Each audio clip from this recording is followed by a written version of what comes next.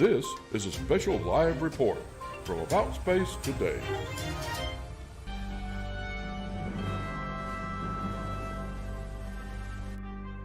Coming to you live from Florida's Space Coast, it's About Space Today.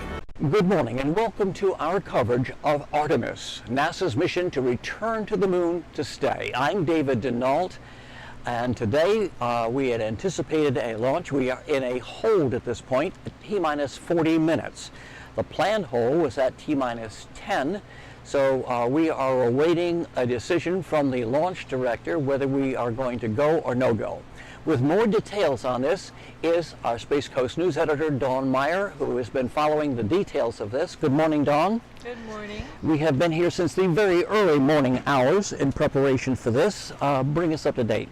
So, yeah, this morning around, I think it was about 1:30 or 1:45, they started to do cryogenic loading and started experiencing various problems with it.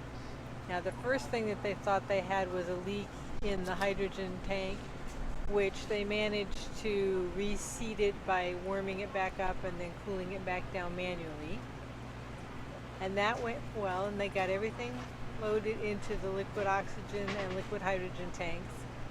And then they started trying to cool down the 4 main engines. And they're doing what's called a bleed, which runs some of the liquid hydrogen through the engines because they have to be cooled down to a certain temperature before you can fire them.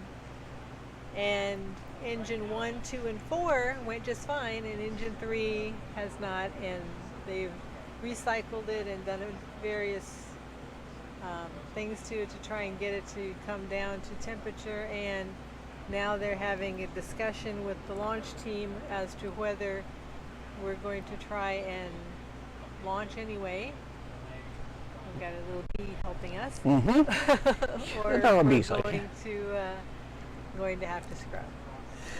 So And there's a voice on there right now, which I don't know what he's saying, so we're going to have to wait and see if they're making any announcement. can we go to NASA if at this point and pick that up?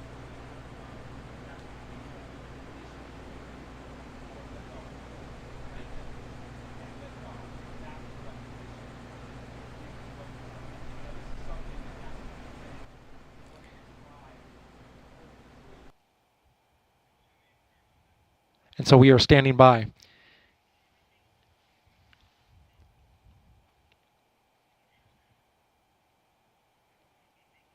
Listening to the launch team, the launch director consulting with some of the members on our team. Still waiting for the cryo team to report out. We'll have that as soon as it's ready. This is Artemis Launch Control.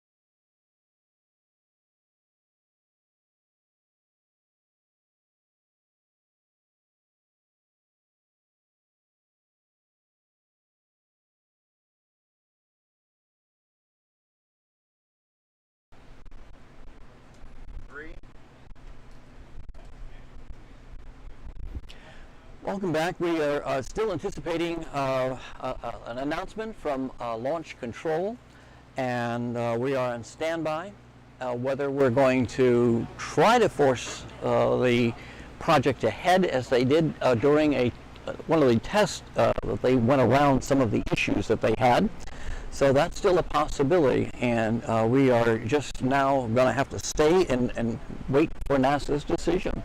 And at this point, with everything fully tanked and loaded, it would appear that this, if they do scrub, it's going to be possible that we could still launch in September, or early September, the 2nd or the 5th. But if they have to roll it back, then it's at least 2 weeks, isn't it? Now, luckily, the other problem that they thought they had, which they thought they had a crack in one of the tanks, turned out to be a crack just in the insulation, which they had seen before with the shuttle program.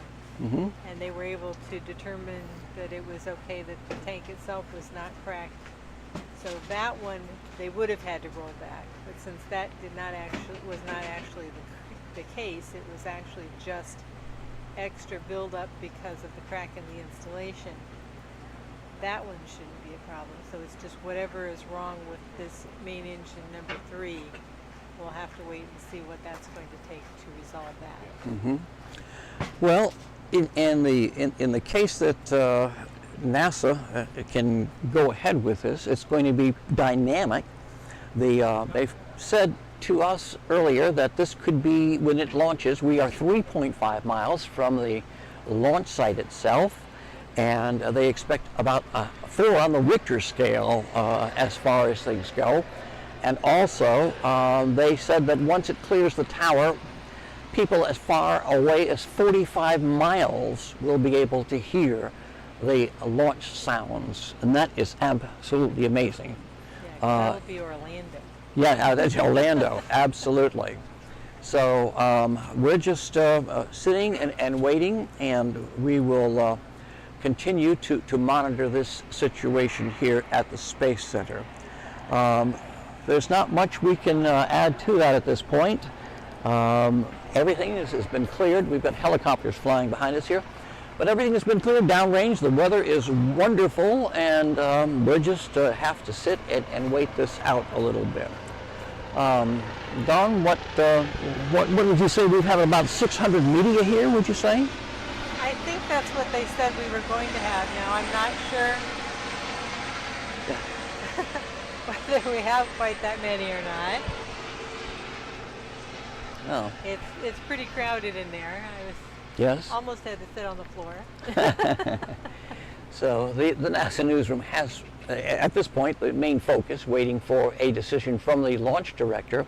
We are in a T-minus 40-minute hold. The original was planned at about 10 a.m., so 10 minutes before launch time. So this is one of those technical issues that they want to make it correct and right at the decision to launch.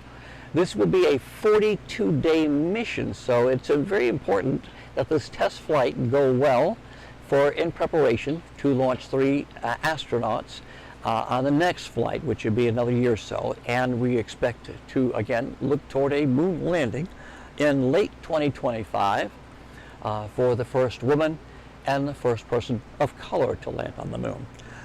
Dawn, what's your take now on the situation that you've been following? The launch itself, or the launch? Yeah.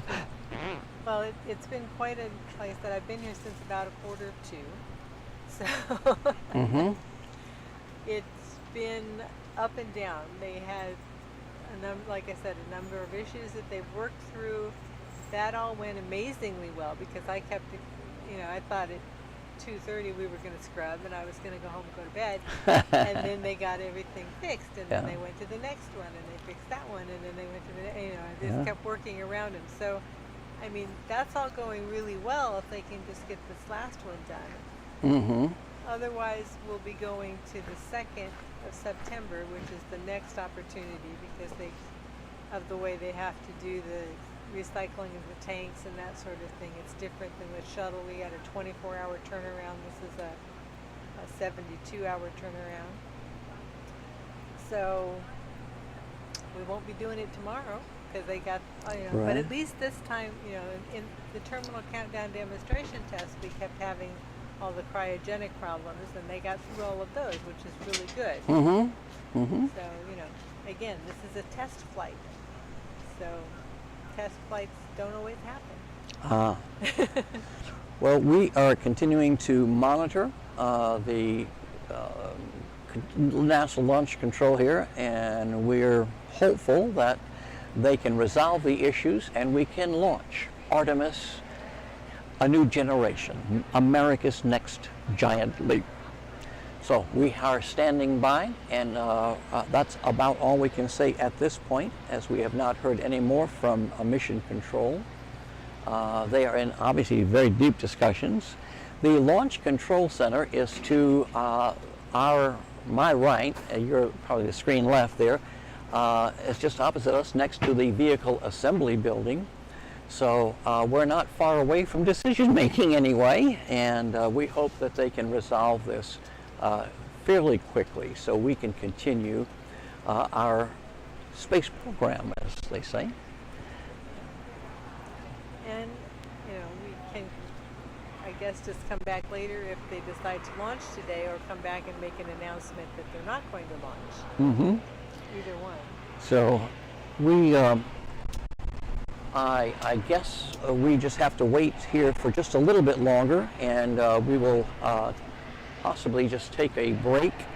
And Because their original estimate was that they would talk for 10 minutes and come back and be able to tell us. And well, that was 35 minutes ago, so I guess that didn't happen. Marshall.